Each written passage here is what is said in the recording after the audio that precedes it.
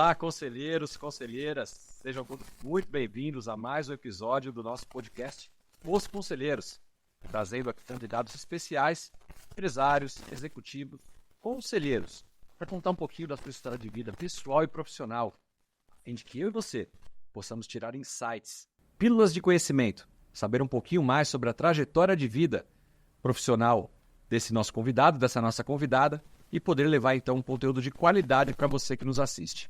Se é a sua primeira vez aqui no nosso canal, te convido a fazer a sua inscrição e ativar o sininho para que você seja notificado dos próximos episódios. O podcast também vai ao ar pelo Spotify, se assim você desejar acompanhar também, escutando aí no seu carro. É um prazer tê-los conosco. Aproveitem. Junto comigo hoje, meu querido amigo Rogério. Fazia tempo, hein, Rogério? Cara, muito bom tê-lo aqui novamente. Uma honra. Grande parceiro, Rogério Revo, um dos diretores aqui da Board Academy também. Depois vai falar um pouquinho sobre a C-Level, C-Level to Board. Mas, Rogério, hoje a entrevista não é com você. Hoje você está aqui para me ajudar a entrevistar esse nosso convidado especial. Quem que a gente está trazendo para falar hoje? Olha, de novo, né? A gente sempre fala que cada episódio aqui são pessoas especiais, né? E a gente traz isso com um olhar muito bacana de trazer pessoas que, de fato, fazem a diferença no nosso país, né? Então, tem uma enorme honra aqui de ter esse convidado que vai trazer aqui bastante insights para nós, muitos aprendizados. Tenho certeza que todos vão gostar. Então, sem muito mais delongas, né, Simon? A gente vai trazer aqui o Ricardo Borgatti, grande amigo da Board Academy, já está pela Holanda, embaixador, está em todos os programas da Board, e é um cara que vem trilhando uma carreira excepcional. Então, desde como cofundador da Board Academy, já atuando em conselho, então não tenho dúvidas que vai ser um episódio bem especial. Seja bem-vindo, Borgatti. Eu que agradeço. Obrigado, Leonardo. Obrigado. Muito bom, prazer tê-lo aqui. Borgatti é de casa, como você falou, né?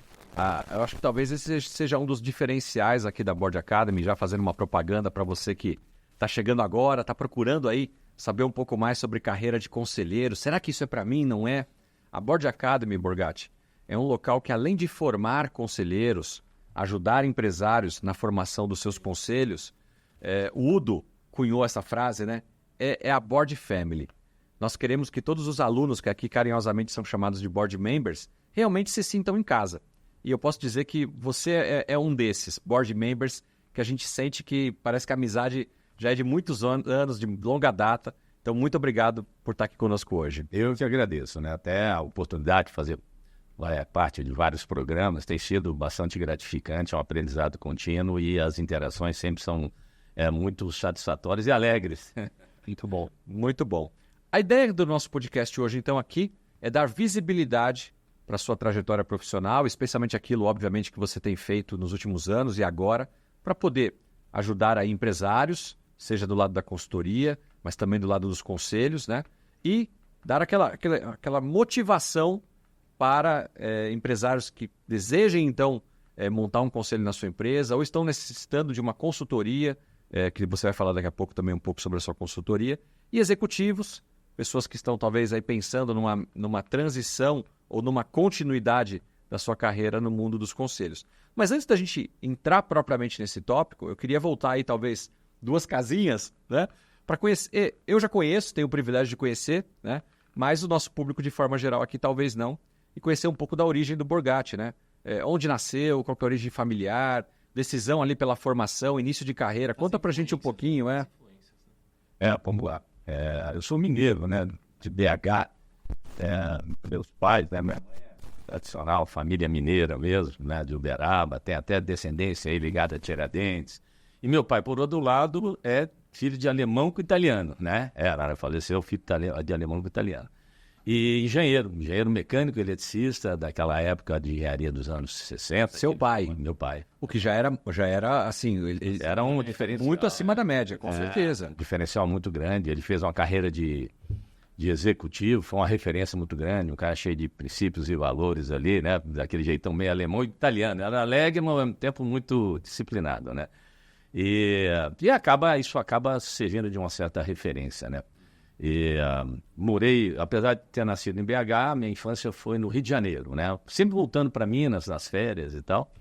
E passei até os 14 anos no Rio, depois voltei para fazer ensino médio antigamente chamava segundo grau, né? Segundo grau, colegial, científico. Aí voltei e fiz em Belo Horizonte. E lá me formei. Lá eu estudei na UFMG, né? Engenharia Mecânica. E aí começa uma trajetória interessante. Por quê? Já naquela época, eu formei em meados dos anos 80, então, início dos anos 80, havia na empresa que eu consegui um estágio, fui selecionado, 5 só da turma ali da Federal foram selecionados, para fazer um programa de formação de executivo. Antigamente eu chamava TRIN, né? Então era programa de formação de executivo. E fui agraciado com um programa no qual você, inclusive, ocupava papéis de lideranças em determinados momentos. Então os caras deixavam oficina no qual tinha equipamentos de milhões da sua responsabilidade em período, um final de semana. Nas férias viajava, né? Então, quando o pessoal curtia as férias, né? Parte delas eu fui parar. Uma das vezes me mandaram para o Acre, né? E aquela história, o Acre existe, eu posso falar com certeza, né? Mas era difícil de chegar, porque nos anos 80, a estrada que estava fazendo entre Rondônia e Acre era a empresa que estava construindo. Então, me mandaram para lá e queriam que eu chegasse lá de ônibus, né? E a estrada, com as chuvas, ela alaga, né? Porque não era asfaltado. Eu falei, gente, eu cheguei até Rondônia aqui, mas daqui para lá não tem jeito, só indo de avião. E aí foi uma vivência muito interessante, né? Você é ali jovem, né? 20 e poucos anos. Tinha 20 anos, em torno de 20 anos eu formei com 22, então eu devia ter uns 20 anos, porque foram os 2 últimos anos muito intensos nessa programa de formação, né? Então eu sempre viajando, né? Então era uma empresa de construção civil. E passei dentro da empresa um negócio muito interessante, né? Então você tinha com os executivos todas as áreas. Você convivia em áreas de contabilidade, área de planejamento, áreas diversas ali. E inclusive já tinha cursos de pós-graduação, porque as empresas eram muito tradicionais antigamente e o pessoal era de carreira, né? Então, eles estavam preocupados com isso porque era senioridade. E naquela época não tinha internet, né? Não tinha essa dinâmica. E o pessoal não se atualizava. Então, engenheiros que entraram para o campo, né, assim, e assim ficaram. Então, eles não tinham atualização e eles eram promovidos por tempo de casa. Então, você imagina um cara que ficou no campo, em obra, vem para a administração. Eles estão tendo muita dificuldade, tanto é que isso refletiu até no sucesso depois. Vou também dizer, na dificuldade de manter um sucesso a empresa, porque era um contraponto muito grande, né? Você trazer um pessoal que está defasado para um ambiente que exigia cada vez mais uma dinâmica. E eles investiram nessa formação, tanto é que em 80, eu formei em 86, em 87 eles me enviaram, não sei se é porque eu era muito chato, muito curioso, né? Eles me enviaram para o Iraque, na época da guerra do Iraque, né? Eu já fui assumir.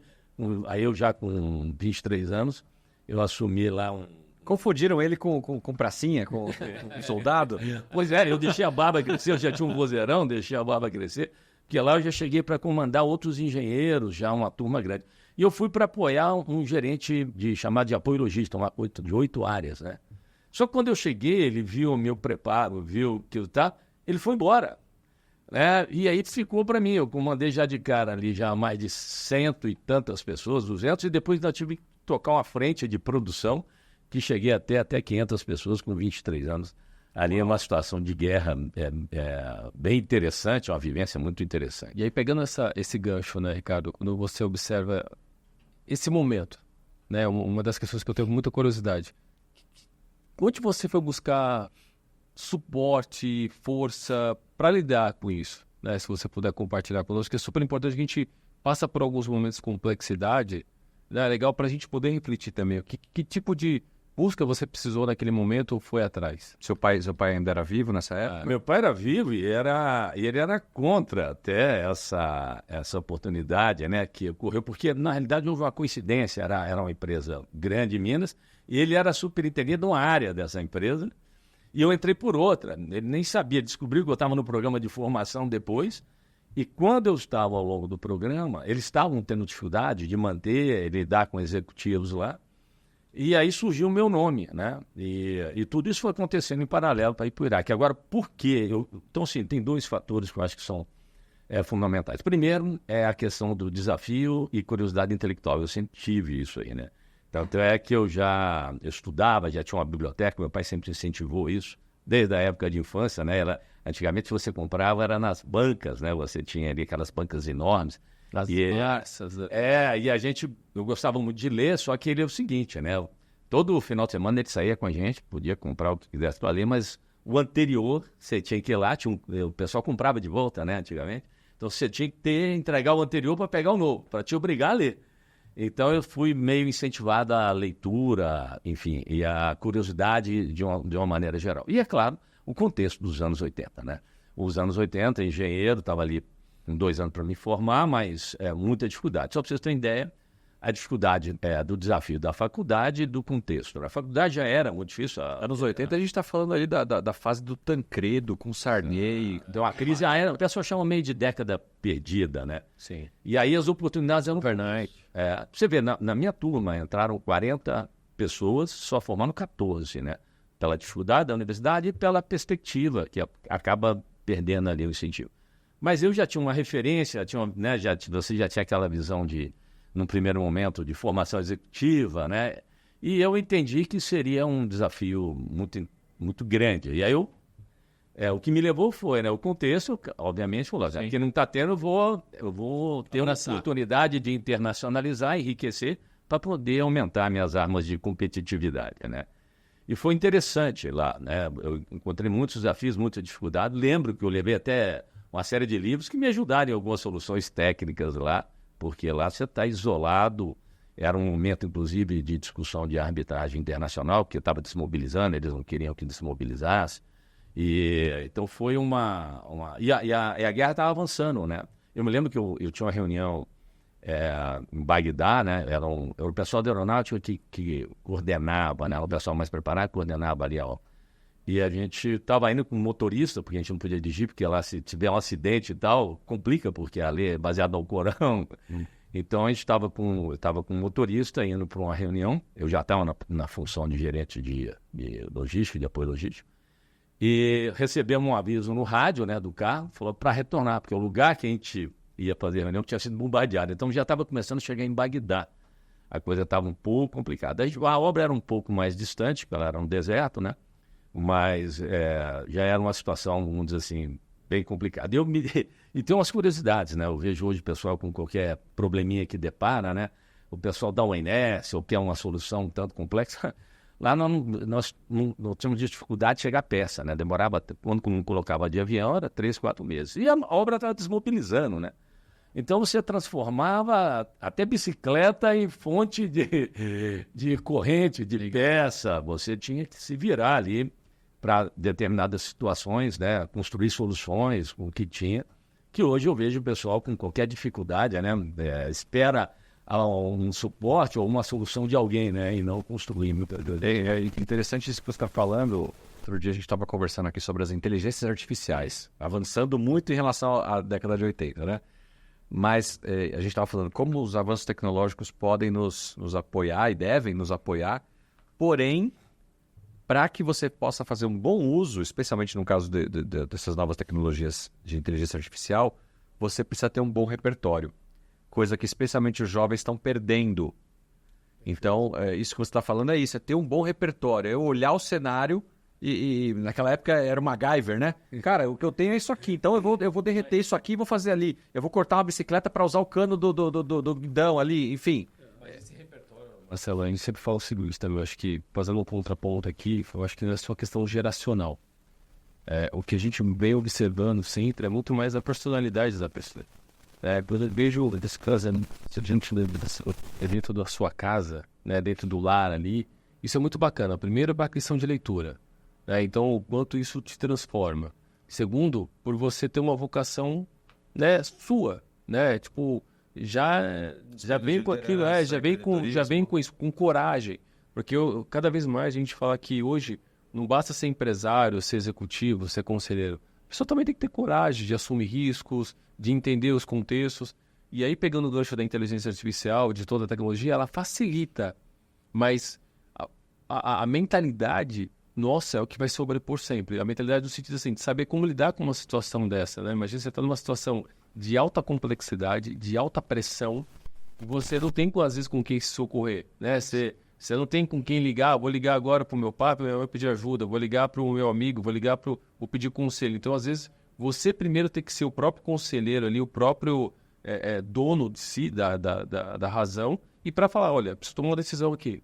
Então, acho que isso, pegando esse gancho, acho que é o mais legal de todo mundo que está nos escutando, começar também a pensar dessa forma, né? Porque passar por um momento de estresse, seja ele por uma guerra, claro que, pelo amor de Deus, a gente não quer colocar aqui que as pessoas passam por guerra, que é uma situação muito triste, mas ao mesmo tempo a gente fala assim, passar por uma situação de adversidade, que é um tema que depois eu vou explorar mais aqui com você, que é o que faz a diferença, né? De como que a gente pode, né, de fato, construir, forjar uma pessoa, né, para que não seja um complicado, né, frágil, né? Qualquer momento a pessoa ela pode, né, se desprender ali. Quanto tempo você ficou lá? Um ano. Na verdade, 6 meses, voltei, fiquei aqui uns 20 dias, né? E voltei e fiquei mais 6 meses, né? Eles queriam que eu ainda retornasse, mas aí a situação já estava ficando um pouco complicada demais, né? Aí eu já tinha conquistado, né, com a minha formação, com essa já uma certa ousadia para disputar no mercado aqui do Brasil, né? Já com um diferencial, né? E foi um negócio muito interessante, porque eu voltei e vim para São Paulo, para empresas aqui. Trabalhei numa empresa alemã, até por coincidência, de grande porte, além de existe. Ela passou por uma transformação, mas além de existe. Depois fui construir uma empresa de autopeça para dar um start nela. Então eu vim para São Paulo nesse período. E é um período que eu tinha um Opala e o guia 4 rodas, não sabia nem como chegar em São Paulo, né? Então foi uma questão também, um desafio muito interessante, né? Você se perder nessa cidade aqui, aqui em São Paulo. Então eu voltei e vim para São Paulo, não conhecia ninguém, não tinha um parente, não conhecia, não tinha nada aqui, né? Mas foi outra aventura. Eu não sei se foi tanto quanto lá do Iraque, mas eu posso dizer para vocês, chegar aqui em São Paulo foi hoje em dia, talvez, porque tá uma selva de pedra esse trânsito de São Paulo. Agora, uma pergunta que é super importante aqui, Ricardo. Quando você chega aqui em São Paulo, passou por toda essa experiência, o que te levou de fato a empreender? Necessidade ou oportunidade? Porque você vem para São Paulo para trabalhar numa empresa, funcionário. E aí, de repente, em algum momento, essa chave vira para o empreendedorismo. Então, essa também é muito interessante, porque numa dessas empresas houve uma consultoria de produtividade. Uhum. E eu era da área de, vamos dizer assim, de apoio logístico. Era uma empresa de grande porte, fazia metal pesado, inclusive tinha suporte, a gente dava suporte aí para construir as plataformas de petróleo, mas enfim. Ela tinha ali, eu estava numa área de apoio, eu não estava na produção propriamente dito. Mas eu era um cara que estudava muito crítico, né? E foi feita a reunião e o diretor, um alemão, e eu toda vez falo, olha, eu não concordo com isso, por isso, por isso. A consultoria ficava desesperada. E aí, quando eu ia participar, eles chamavam o diretor principal lá da consultoria para que pudesse, vamos dizer assim, de certa forma, conseguir me atender meus questionamentos, né? Que tinha uma certa profundidade, que eu estava lendo, estava buscando, estava refletindo. E aí, o que aconteceu? Depois de 2, 3 anos aqui atuando, eles me convidaram para fazer uma parceria. Falou, você não quer seguir uma carreira autônoma, fazer uma parceria com a gente? E aí que eu abri a empresa para poder seguir. Eu achei interessante o desafio, né? Só que tem um complicador nessa história. Eu estava construindo, tinha dado start na empresa de autopeça, que eu já tinha mudado dessa grande, eles me conheceram há 2 anos atrás, era em Arujá. E aí estava naquela decisão, né? Ou eu assumia a planta, mas estava vindo também o pessoal da planta anterior, eu ia disputar lugar ali, ou eu começava uma outra oportunidade. E aí surgiu essa proposta. E eu resolvi sair na semana do meu casamento. A minha mulher ficou um arara, ela ficou sabendo dentro do carro. Quando o cara falou, bom, seu marido agora, né, empresário, vai ser... Ela olhou para mim como que diz, eu casei com o executivo, você tinha carro, tinha todos os benefícios, como é que você é? Eu falei, não, agora eu sou um desempregado, empreendedor. E aí ela foi uma parceirona, porque quando a gente começa a empreender, né, eu já tinha fiz todo um planejamento para isso, mas é mais complicado do que a gente imagina, né? Os 2 primeiros anos, principalmente. E calhou que eu casei em 92, você imagina, eu nem ganhei presente. No dia seguinte você não tem a secretária, você não tem nada. A equipe. Não tem nada. Empreender, só fazendo um parênteses aqui, Borgatti, a gente fala que é o primeiro momento de arrebentação. Né? Você sair dessa arrebentação. Se você conseguir passar a arrebentação, seja 6 meses, 1 ano, 2 anos, aí você vai. Sim. Mas É difícil. Mas Doído, aquilo que você planeja, eu acho que todo negócio vale para startup, vale para pequenos negócios, de uma maneira geral. O que você planeja, normalmente não vai acontecer daquela maneira. Então, de repente, né, você falou, vou usar meus conhecimentos de executivo, né, como consultor para empresas, eu estava acostumado com empresas de médio e grande porte. Sim. E de repente eu me vi numa situação que, né, como é que você bate na porta da empresa de médio e grande porte? Como é que você começa, né? Quem é você, né? Apesar de eu novo, né? Eu 28 anos, eu acho que eu já estava nessa época. E como consultor, tanto é que eu deixava a barba, já tinha a voz que facilitava, né? E o pessoal até me achava mais velho. Mas aí eu fui, o que eu fiz? Eu mudei um pouco a estratégia. Eu fui ser parceiro do Sebrae. Eu fui um dos primeiros consultores do Sebrae daquele programa de qualidade total da década de 90. Né? E lembrando que em 90 nós tínhamos o Collor, né? Teve toda aquela transformação e aí nós focamos nas empresas que eram fornecedoras de autopeça, porque lembra quando ele trouxe a questão da abertura, da questão da produção, ali, é isso aí, da produção de automóveis e tal. E aí eu me lembro exatamente, a gente tinha cerca de, na época, 700 empresas, era o número, né? E ficaram em torno de 300 a 400. Ficaram as 300, foram varridas do mercado. Até na época, a Lada. Exatamente, foi ela. Foi lá, a empresa russa, lembra? Tinha a Lada, Samara, a Lada Niva. Naquela época entraram o Lada, entrou a Renault, entrou a Kia. É isso aí. E esses parceiros que eu tinha de consultoria, eles resolveram se aventurar não apenas com a questão da consultoria, mas com intervenção, né? Com apoio e recuperação de empresas, né? E isso fez com que eu tive que assumir, inclusive, cargos de presidência, né? De diretor-presidente de algumas empresas num processo de recuperação, de reorganização. E aí começa um outro lado da minha formação. Então, novos desafios vieram, né? Novas situações, um novo contexto. E eu me vi diante dos meus conhecimentos de engenharia, ficaram um pouco limitados para aqueles desafios, né? Eu falei, bom, e agora, né? Estou aqui discutindo questão de finanças, marketing, né? E o pessoal do marketing falou, esse povo é doido, conta umas histórias que eu vou falar assim, não tem pé nem cabeça, né? E aí eu fui fazer... Quando ainda não era o marketing digital, era o marketing tradicional. Exatamente. Eu já tinha feito... As grandes agências. Exatamente. Eu já tinha me especializado como auditor de ISO 9000, naquela época, a questão de ISO 9000 e tal, mas era mais técnico ainda, né? E aí eu falei, bom, eu preciso entender melhor essa visão do marketing, vou fazer meu primeiro MBA, que foi na SPM, né, em marketing, né? Eu falei, deixa eu entender a visão desse pessoal para mim poder discutir a questão mercadológica, né? E aí foi.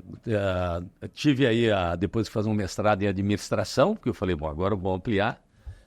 Fiz um MA também em gestão de pessoas, falei, deixa eu adquirir mais sensibilidade nessa questão, né? Foi aportando ali para você poder sobreviver. Exatamente. E depois, como diz o Farias, ampliando a caixa de ferramentas. Aí eu já estava mais... a minha empresa já estava mais autossuficiente, eu mesmo administrando meus horários, com poucos funcionários, mas eu mesmo já descolado já dos outros parceiros, né? E aí, porque eu construía mais o meu horário. Muito sacrifício, porque você não, à medida que você vai investir em estudar e fazer, você perde como empreendedor, né? É a hora valor ali, a hora que você ganha, você está gastando, você não está ganhando, né? Então, são decisões difíceis, né? Passei alguns apertos, eu diria, apesar de já estar numa construção, eu dediquei muitas horas. Depois ainda fui para doutorado, né? Eu fiz doutorado na USP, lá, de engenharia de produção, e depois fiz nos Estados Unidos de administração, né?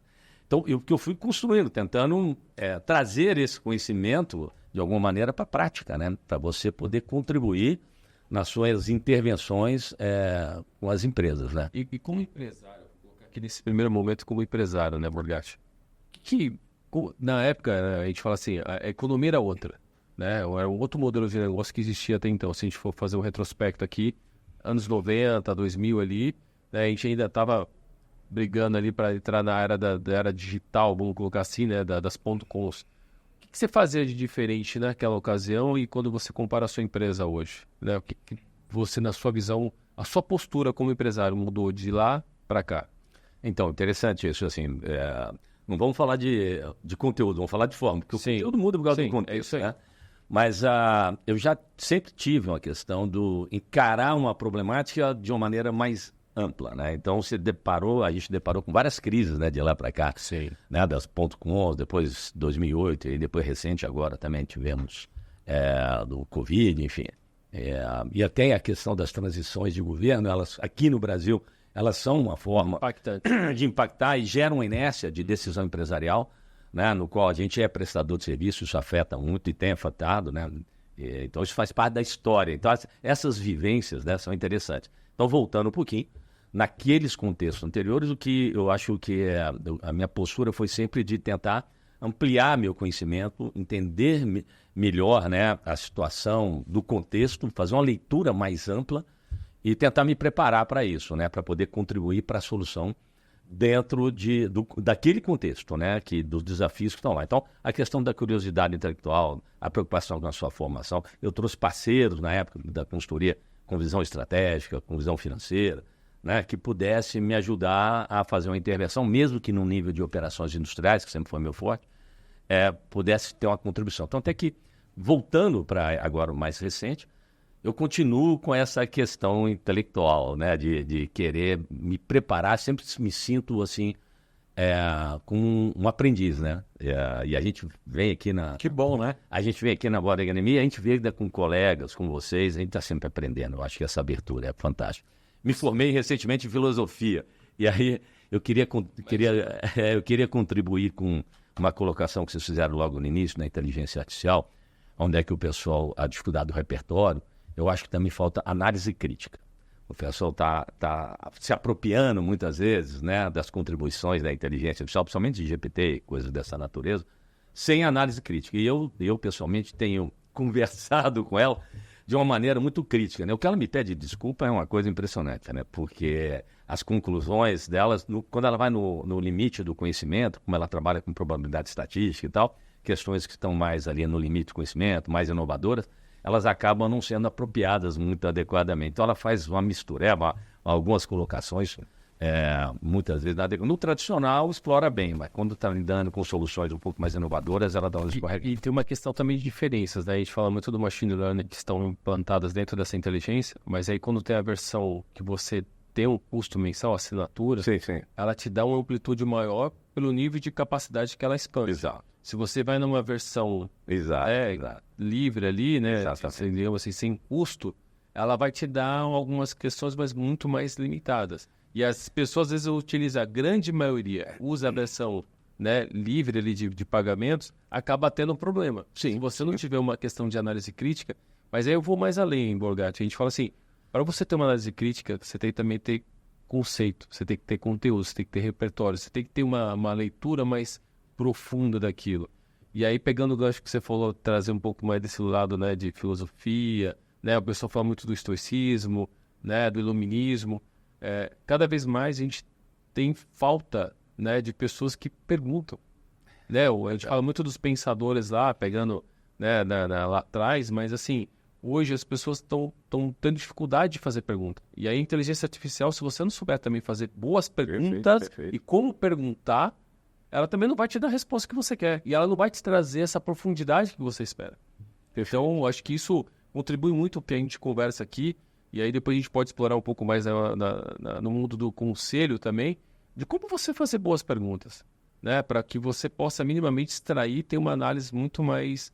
Né? A gente fala da síntese, né? A capacidade de síntese. E quando você tem isso, você poder consolidar uma solução mais adequada, né? Eu queria pegar um gancho aqui, Borgatti, porque você, seja na sua formação, primeiros passos na carreira e depois na vida como consultor, você teve, me corrija se eu estiver errado, um enfoque muito grande no industrial, por conta de todo o seu background, né? Obviamente, sem precisar citar em nome de empresas, quais são as principais situações, vivências que você teve nesses anos de consultoria aí, de empresas que te procuraram a sua consultoria com dificuldades na área industrial e que você foi lá e ajudou, até para que o empresário que está nos assistindo hoje aqui, né? Sim. De repente tem uma dessas demandas, pode falar, puxa, a Borgatti Consulting pode vir aqui me ajudar. Então, acho que é legal a gente explorar isso também. Eu vejo que tem duas situações assim, de abordagem muito interessantes. Como eu falei, a gente trabalha muito a questão de operação industrial, mas com visão de negócio, né? Isso traz uma diferença muito grande no processo de você saber onde melhorar a produtividade ou um processo de tal maneira que ele alavanque resultado efetivo para a empresa.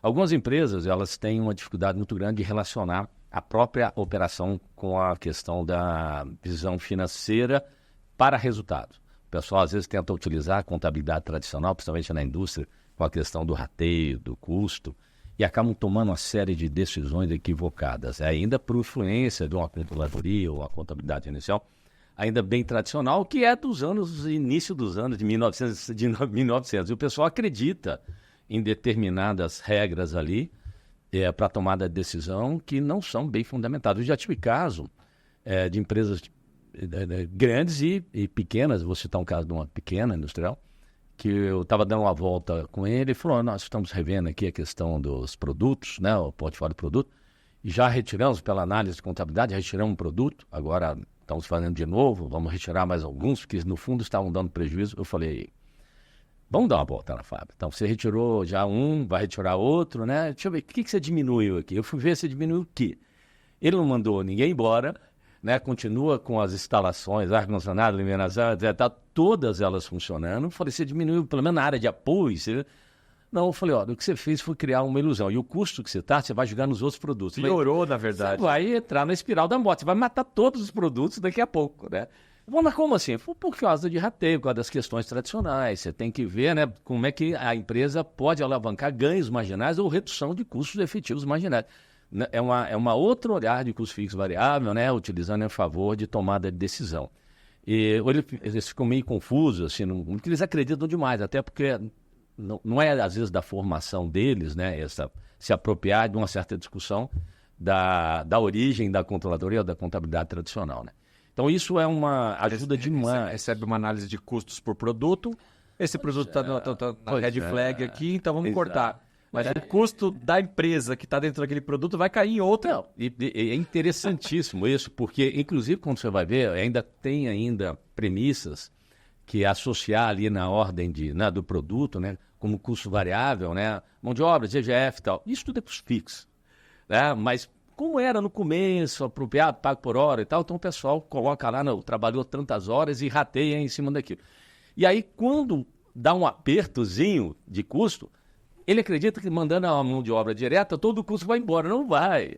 Então, o pessoal persegue a mão de obra direta industrial, que já correspondeu no início do século XX a 70% do custo, hoje 10%, hoje, dependendo do grau de capital investido industrial, né? E aí o pessoal continua tomando decisões equivocadas. Você trouxe aí, Borgatti, a gente sempre fala assim, quando a gente faz uma análise do empresariado no Brasil, né, muitos empresários cresceram muito na versão que a gente fala assim, tácita, né? Lírico, né? Empírico. É isso aí. O cara foi fazendo e foi dando certo, né? Tentativa e erro. E aí você vê com a taxa de mortalidade dessas empresas ao longo do tempo, ela ficou muito elevada. Porque cada vez mais, vou fazer uma análise, vou falar por setênios, né? A cada 7 anos ou a cada década, né, a nossa economia ela é muito volátil, né? Totalmente ali ela vai oscilando como se fosse um eletrocardiograma, né? Então a gente vai ter que ir sobrevivendo. E a cada idas, né, para cima ou para baixo, a empresa ela vai ter que ir remodelando forma de operar. Sim. E alguns empresários eles seguem numa linha, né, literalmente reta. O cara tá aqui, mas ele quer seguir aqui. E aí quando a gente observa isso, as pessoas não estão se adaptando. Ou seja, ela vem ganhando, né, gerando receita, né, através de alguns produtos, conseguiram acertar, e aí acabam também tendo esse olhar de criticidade, né? Eu acho que o papel das consultorias foram cada vez mais surgindo, porque normalmente a gente, né, usando a analogia do Brasil, ordem e progresso. As empresas do Brasil fizeram progresso, depois elas estão pensando em ordem. E aí esse é o grande ponto. Como que eu posso botar ordem numa coisa que já está progredindo? E quando você vai querer botar ordem, aí começa a gerar impacto. Esse é o ponto. Quando você vai tentar colocar ordem, que aqui a gente chama de governança, processos, isso burocratiza. E o empresário, às vezes, não está preparado para isso. Sempre foi assim, sempre deu certo. Por que eu vou mudar esse fluxo? Sim. E só essa questão é interessante, porque quando a gente fala ordem e progresso, se a gente for olhar pela teoria do caos, né, tá na nossa bandeira, inclusive, né, Mas para gerar progresso, você tem que ter ordem, desordem e progresso. Porque a ordem, ela estabiliza, às vezes, numa situação não adaptativa, as coisas estão mudando, né? Então, você tem que provocar uma certa desordem, que é uma mudança de hábito, uma mudança de modelo de gestão, para criar uma nova ordem, para sustentar uma evolução de progresso. Eu só queria voltar só uma questão antes, que eu falei que tinham dois exemplos aí que você tinha me perguntado. Um foi a questão do custo industrial, né? Que eu acho que é uma área muito a ser entendida e explorada em prol de melhores decisões. Isso eu acho que ainda anda dificultando e obviamente impacta das questões de estoque e custos. Acho que são questões aí fundamentais. Depois a gente pode até falar um pouco mais sobre isso. Aí o outro ponto que eu queria trazer, que é a produtividade, né? Infelizmente, a gente teve uma pesquisa recente, eu acho que os 70 empresas nós estamos em 60º lugar em termos de produtividade. Comparado com algumas empresas do primeiro mundo aí, em termos de produtividade, nós somos de 7 a 10 vezes menores do que os melhores casos, né? E aí eu vejo na realidade das empresas, principalmente empresas médias para grandes, né, uma preocupação muito grande com outras oportunidades que não são produtividade, que é a realidade do Brasil. Você estava falando de burocracia, que a engenharia de produtividade perde para a engenharia tributária. Então, assim, às vezes o ganho da engenharia tributária é tão grande que a questão da produtividade do sistema operacional, ele passa a não ser relevante. Mas é um problema sério, porque em termos de competitividade, ele não se sustenta a longo prazo, né? E outra, se todos fizerem engenharia tributária, né, vai ser no sistema produtivo operacional que vai fazer a diferença. Sim, sim. Mas esse é um outro desafio muito grande, é a falta de entendimento do papel da organização industrial, do sistema de operação industrial, na alavancagem de competitividade sustentável, né? E aí, quando você entra nas indústrias, Ricardo, eu quero trazer aqui a questão de o que, na visão da consultoria, né, da Morgatti, o que seria a produtividade da sua leitura? Tipo, você chega numa empresa assim, essa é uma empresa que atesta que tem boa produtividade. Na prática, poderia compartilhar? Então, quando a gente vai para a produtividade mesmo, né, o pessoal sempre vai na medição da mão de obra direta, né? Vai medir alguma quantidade de volume pela mão de obra direta. Primeiro que eu acho que tem que mudar o enfoque para vendas, né?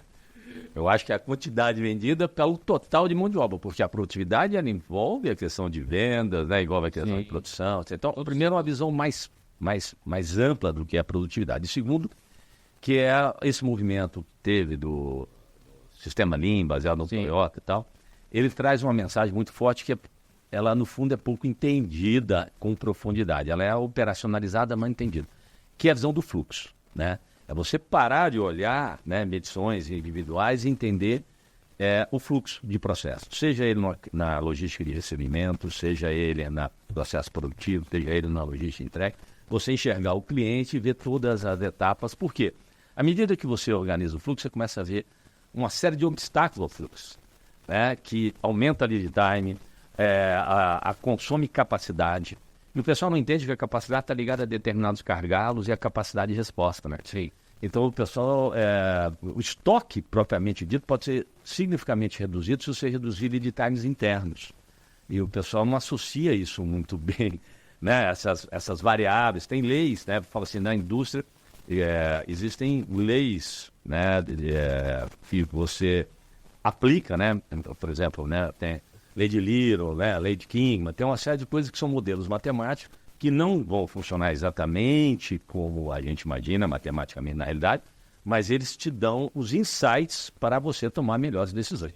E o pessoal tem pouco conhecimento dessas leis da dinâmica industrial, né? E cada vez mais a gente começa a observar também outro ponto, Morgatti, do conceitos industriais, né? Porque se a gente, de novo, eu gosto sempre de fazer paralelo com o passado, presente e olhando para o futuro, né? A gente sempre, quando a gente olha as empresas, né, as maiores da Forbes, né, eram as industriais, hoje não são mais. Mas o grande modelo de gestão veio das industriais. Né? Sim. Veio lá de Juran, de Demi, né? Quando a gente fala do ciclo PDCA, aí fala do conceito Lean, Toyota. E hoje foi meio que uma reformulada de tudo isso, de todo esse, né, desse blend, né, de metodologias que estão ainda imperando até hoje. E aí, na sua visão, como que você está enxergando todo esse contexto que você já passou desde a década de 90? Imagina quantas, né, governos, sazonalidades você passou e a sua empresa continua viva. Quando você enxerga hoje, olhando daqui para o futuro, o que você acha que vai ser o grande diferencial das empresas para serem produtivas, ter uma longevidade e continuar prosperando? Eu tenho uma visão que todo esse processo, né, que a gente passou ao longo dos tempos e agora, tá, o desafio sempre está no middleman. Ou seja, o pessoal ali tem que, da gerência, da média, né? Ele tem que estar preparado. Cabe aos executivos, ao conselho, saber preparar. Por quê? Sempre foi um processo de tomada de decisão ali do dia a dia e que sustenta, vamos dizer assim, o resultado final nas várias áreas da empresa. Sim. E esse processo tomado, às vezes ele é embasado em melhores dados, em melhores capacidades analíticas, desde que o mundo é mundo, seja qual for o modelo. Daqui para frente, a evolução vamos dizer, disponibilidade de dados, processamento e capacidade analítica está muito além do que a nossa capacidade mental, isoladamente, consegue. Então, a gente tem que saber como usar determinadas ferramentas de apoio. Então, esse desenvolvimento, em qualquer área, a área industrial não vai fugir, é saber como preparar esse pessoal para lidar com esse volume de dados, lidar com essa interação, né, de processo de alavancagem de informação relevante que possa facilitar o processo de tomar decisão. Já está acontecendo em algumas áreas, e na área industrial também, isso aí tem evoluído. O pessoal associa muito a robô. Robô não vai substituir gerente, robô não vai substituir modelo de gestão. Se você não tiver premissas de um bom modelo de gestão, você não vai ser inteligência artificial que vai te dar uma solução do dia a dia. Eu acho para integrar. Interessante, Rogério, você me permite? A gente olhar os setores, né? A gente está falando aqui do setor industrial, do outro lado você tem o setor de serviços, avanços tecnológicos em todos os aspectos, mas me parece, eu queria que você está inserido nesse mundo industrial, nos apresentasse a sua percepção, que o mercado tende a olhar o mundo industrial como um mundo atrasado, que ainda é de máquina, que ainda é de sujo de graxa, de óleo, e aqui na parte de serviços, do marketing, da tecnologia, é onde a modernidade, os avanços chegaram, né? Onde as coisas estão acontecendo. E você que está lá na indústria, existe essa disparidade? Ela é tão grande assim ou isso é folclore? Qual que é a sua percepção? Não, essa disparidade é enorme. Até porque a evolução tecnológica, você pode ver que essas startups, elas não precisam de laboratório. Você tem um negócio no seu celular. Exatamente. Então, essas soluções, quando elas vão para a indústria, elas se apropriam do parque industrial, né? Então, ela vai interagir ali com o parque industrial.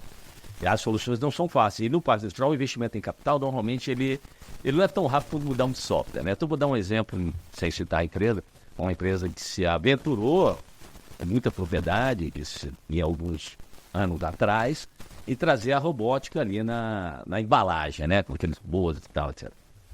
Bom, o que acontece? Né? Os robôs até então, vinha o programador, falava, agora vai vir tal produto, ele para aquela embalagem e tal, ele manuseava adequadamente. Tal.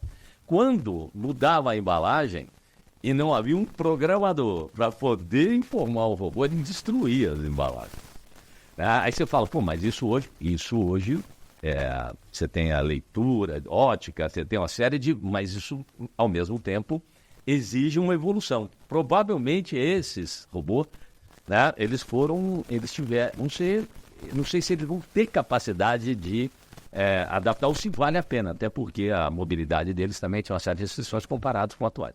Então, assim, na área industrial, se aventurar para uma questão, principalmente falando da questão da robótica, normalmente tem uma relação de custo-benefício que você tem que avaliar muito bem, porque a evolução, às vezes, ou as limitações podem não corresponder com o retorno de investimento que você tem. Só vou contar mais uma curiosidade, se for ver eu estava folheando aí uma recente bibliografia do Elon Musk, e num determinado capítulo lá, estava falando sobre a questão que ele tinha um grande desafio quando estava lançando o Tesla, que tinha uma limitação, ele precisava chegar a 5.000 Teslas lá. Né?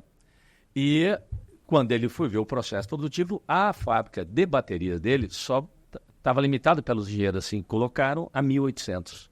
Falei, mas como é que eu vou produzir 5.000 carros se vocês conseguem fazer só 1.800 baterias? E ele foi lá. E ele foi olhar o fluxo, né, de uma maneira assim, natural, né, nenhuma especialidade em Lean Manufacturing, foi olhar o fluxo. Seguindo o fluxo, ele foi ver onde está a limitação. Estava nos robôs. No qual estava, ele mandou jogar fora os robôs e voltar para o sistema de fluxo, porque naquela situação, naquele tipo de fluxo, naquele tipo de atividade, ele se tornou um gargalo. Então a gente tem que tomar muito cuidado, porque a gente associa a uma determinadas soluções que podem se transformar em problema, simplesmente por um rótulo tecnológico, se não for vista dentro de um contexto de fluxo. Eu vou um pouco mais além quando a gente fala de indústria, e a gente já estava comentando aqui no início, né? Nós somos apaixonados por indústria, nós viemos de uma geração industrial, né? E a indústria que revolucionou todo mundo de uma maneira geral, né? Desde o século XIX.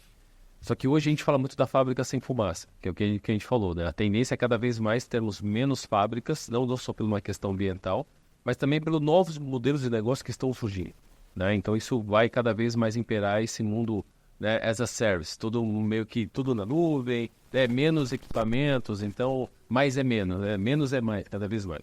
Mas onde eu quero chegar? Eu quero trazer também um pouco do olhar do capital humano sobre tecnologia, sobre indústria.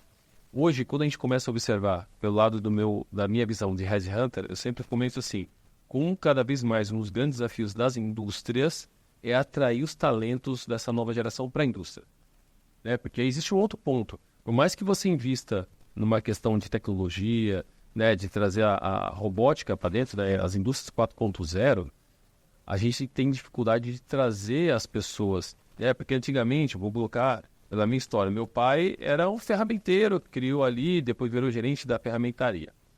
Então, na época... A carreira do menino era o Senai. Era o Senai, exatamente. Então, né, o menino seguia a carreira do Senai, a menina podia também seguir uma carreira do Senai. Sorte fazia uma faculdade. Exatamente. Então, você tinha um modelo já, né, que a gente chama de perfil de sucesso dentro da história de hunting. A gente fazia, esse é o perfil de sucesso, então segue isso aqui.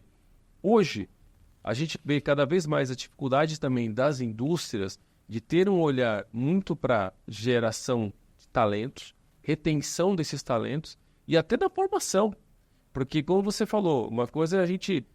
ordem e progresso, né? Desordem e progresso. Hoje a gente fala muito da questão de desaprender, aprender, desaprender e aprender de novo. Então, assim, o mundo mudou. A coisa... Cada vez mais a gente não tem uma previsibilidade, né? A gente tem muito do livro lá de Receita Previsível, porque eles seguem um processo. Eu vejo que tudo na vida é processo. E quando a gente olha daqui para frente, como que nós... né? E quem está nos escutando aqui pode começar a repensar o modelo de falar assim, olha, de fato, hoje nós só estamos aqui.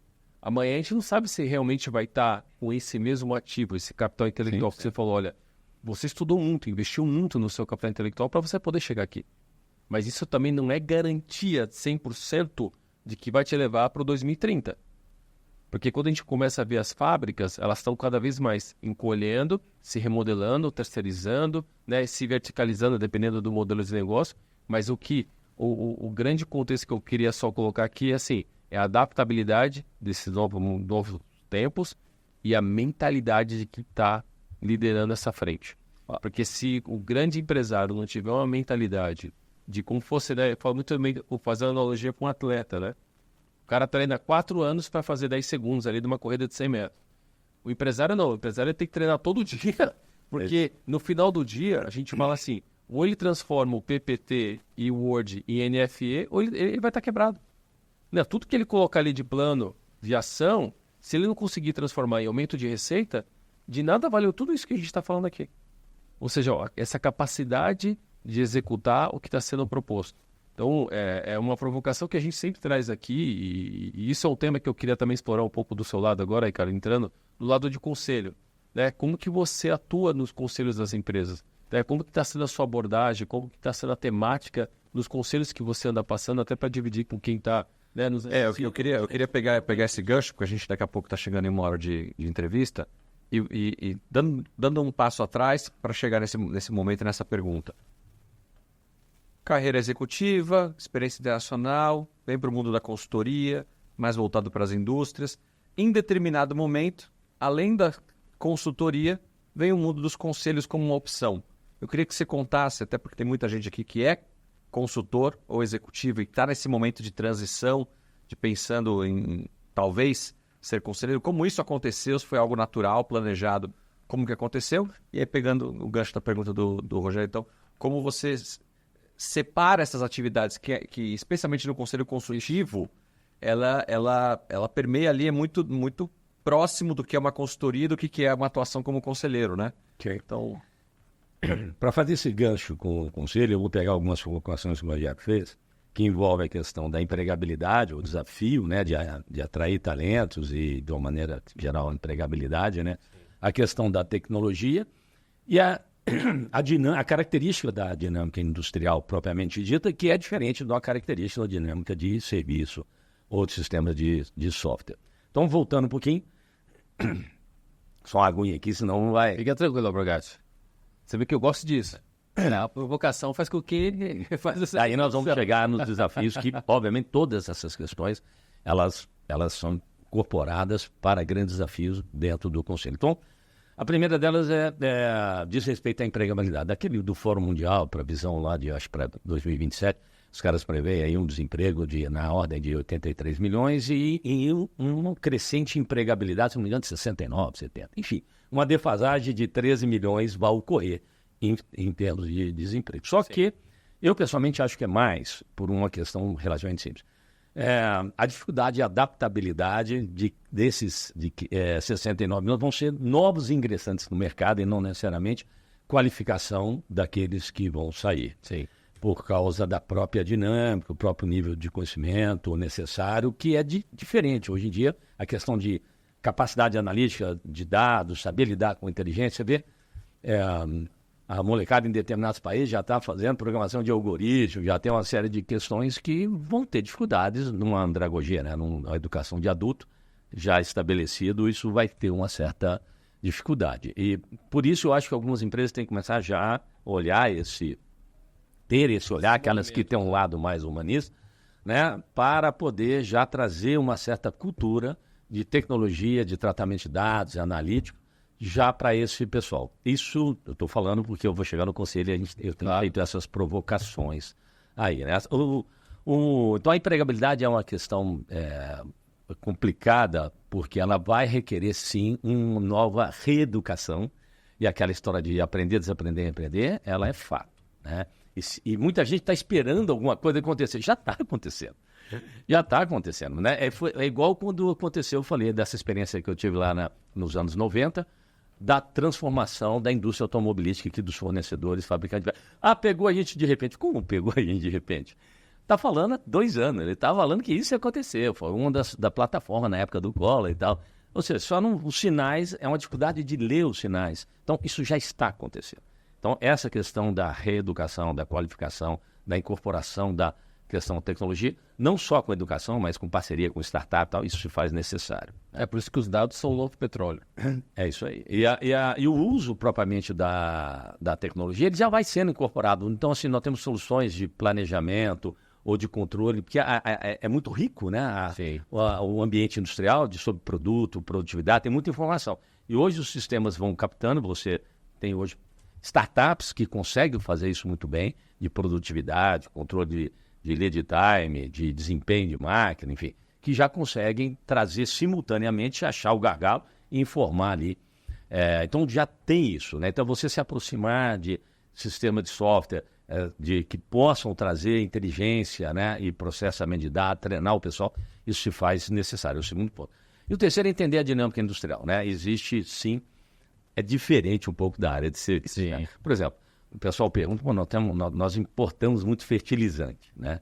Nós não temos fábrica praticamente de fertilizante. A Suécia vai investir aqui não sei quantos bilhões e tal.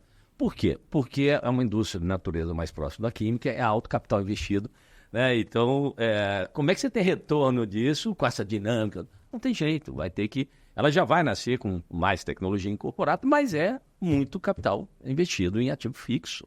Então, essa é uma realidade. Capital intensivo. Capital intensivo. Então, essa é a realidade de grande parte das indústrias. Você não consegue sair mudando e atualizando equipamentos assim, senão você não tem retorno desse. Tá, agora, você consegue usar o equipamento por um bom tempo. Você consegue incorporar nele uma série de coisas, mas você tem que... É o modelo de gestão que vai ajudar e, obviamente, as questões analíticas que vão dar suporte à área industrial, que já está acontecendo, né, com captação de informação, para melhor tomada de decisão e até o investimento em atualização ser cirúrgico, né? Você ter informação para poder, não generalizadamente, mas aquilo que vai gerar resultado financeiro. Dentro do conselho, essas discussões, pelo menos dentro daquela ideia de proatividade, que é o papel do conselheiro, eu tento trazê-las, né, com desafios, né? Como é que nós vamos incorporar a questão da tecnologia na qualificação de pessoas e na proximidade das soluções que estão tendo.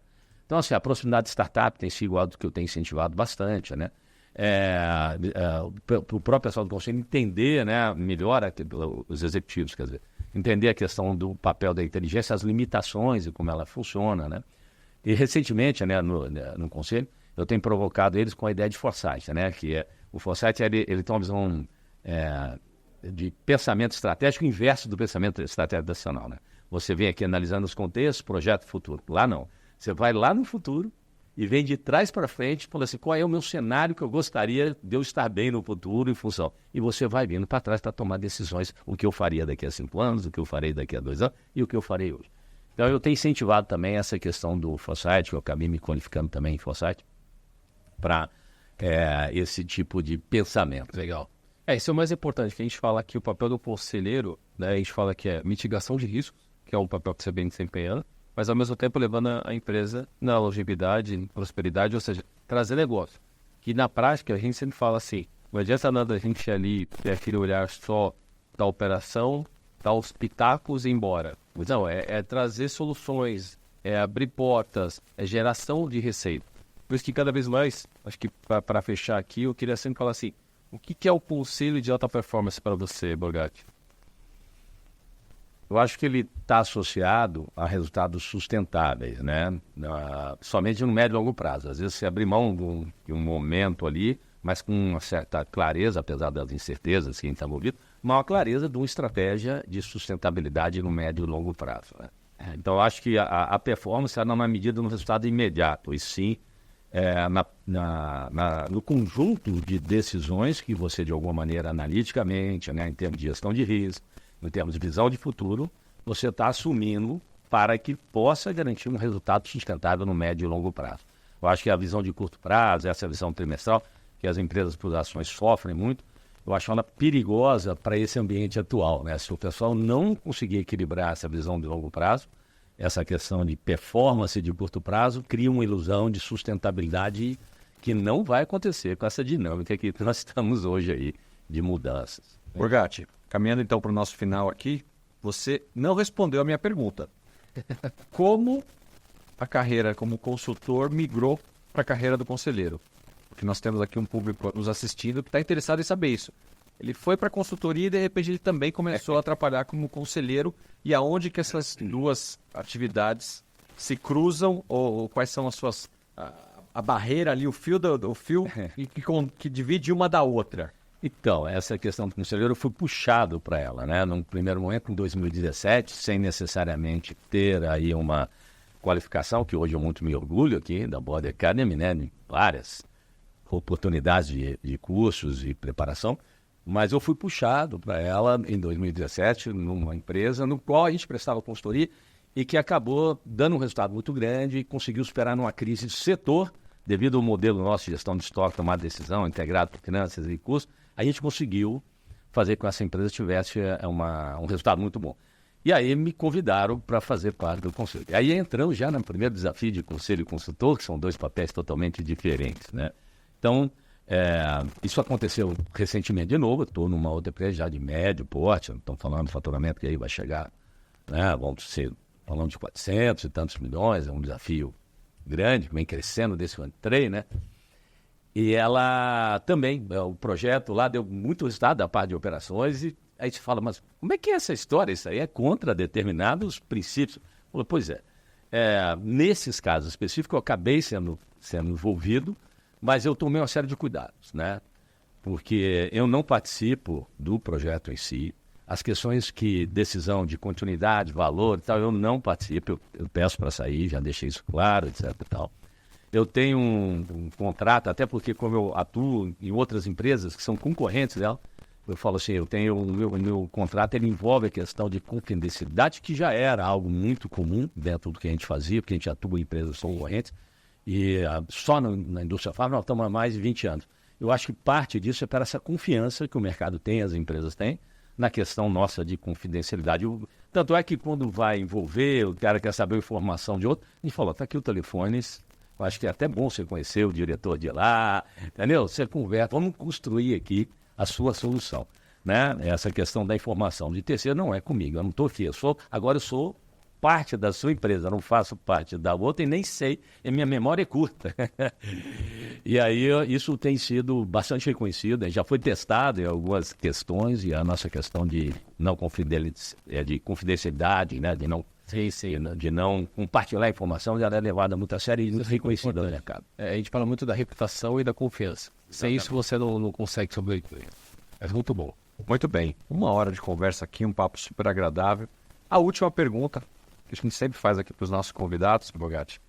Você agora, com mais de 30 anos aí, né, de experiência profissional, empreendendo, visitando várias empresas, conhecendo vários cases, sem dúvida alguma é um profissional bastante capacitado, além de empresário, para ajudar agora no chapéu, também de conselheiro, diversas empresas aí que estejam precisando, seja de uma ajuda no sentido, olha, até o celular toca, seja no sentido da consultoria, como também do conselho, né? A consultoria ela vai lá para apagar um incêndio, para resolver um problema específico que tem data certa, muitas vezes, para acabar.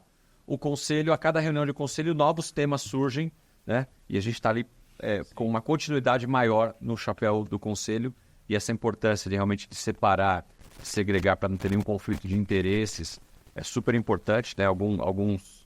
Alguns executivos ou mesmo conselheiros que se formam aqui conosco perguntam isso, né? Olha, eu trabalho numa empresa, posso ser conselheiro de uma outra do mesmo setor? A resposta sempre depende. Depende do nível de transparência na empresa onde você está atuando, o que é permitido ou não. Você já leu o seu contrato de trabalho para ver se pode ou não pode? Na outra que você vai trabalhar a mesma coisa. Então, tem situações que podem, ter situações que são complexas. Exato. 2 concorrentes que são concorrentes ferrenhos no mercado. Não vai dar certo, não pode. Já em outros entendem que somos concorrentes, mas ao mesmo tempo somos parceiros. A gente sabe que no mercado tem muitos concorrentes que na verdade tomam um café, né? Juntos e discutem juntos e separam o mercado, enfim, e trabalham muito mais juntos do que a gente imagina. Então, assim, parabéns pela sua trajetória. E a última pergunta, então, para encerrar é: Borgatti de hoje, se tivesse que voltar lá no passado para aquele Borgatti que estava na faculdade, fazendo o processo de formação executiva, aquele convite para ir para o Iraque, o pai meio contrariado, que conselho você, hoje, com a experiência, com tudo que você passou, poderia dar para aquele jovem que estava começando? Olha, eu tenho até, já fiz uma reflexão nesse sentido, eu tenho até certo orgulho, né, dessa minha evolução, que foi um desafio muito grande trabalhar, estudar, né? Eu acho que o conselho era fazer um pouco mais do que eu fiz mesmo, né? Eu acho que não tem como fugir de você encarar desafios, né? Saber lidar com a questão familiar, que sempre é difícil equilibrar quando você vai empreender novo, né? Você é recém-casado. Eu acho que eu não faria muito diferente, não, né? Dentro de cada contexto, né?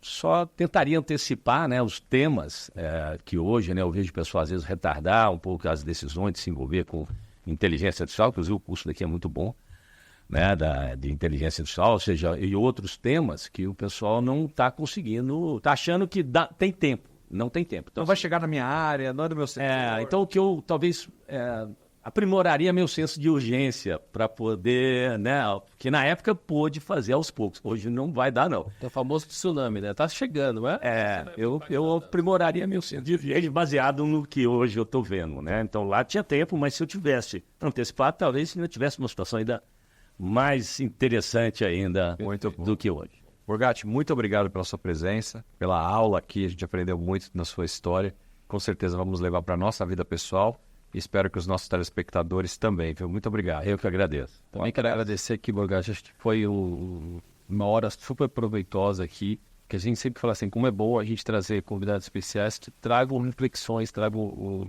o nível de pensamento que acho que todo mundo aqui precisa. Quem está nos escutando agora, eu acho que tenho certeza que vão sair, né, pensando em várias temáticas e essa questão do senso de urgência. Eu acho que para mim é algo que também me move bastante, porque às vezes a gente tem que ter muito essa visão de antecipação, né? Por isso que a gente fala muito da governança proativa. O nosso papel não só como executivo, como empresário, né, como conselheiro, é se antecipar os fatos. Tá vendo que, né, a gente fala, hoje a gente tem o Waze, hoje a gente tem uma série de questões que de fato, digamos assim, nos protege de uma futura colisão. E o que a gente tem um papel aqui também de fazer com que a empresa, né, nós protegemos essa empresa para que ela não venha a quebrar, né, literalmente. Porque acho que esse é o nosso dia a dia aqui, o que a gente vem provocando, porque assim, de novo, nós somos brasileiros e temos que torcer para o Brasil dar certo. Acho que esse é o grande mensagem. É isso aí. Muito obrigado, Borgatti. Obrigado, Rogério, pela participação hoje conosco aqui. E a você que está nos assistindo, muito obrigado pela sua audiência. Se você é a primeira vez passando aqui pelo nosso canal, te convido a fazer a sua inscrição e ativar o sininho para receber a notificação sobre novos episódios aqui do nosso podcast, Os Conselheiros. Quer saber mais sobre a Board Academy? Entre em contato conosco.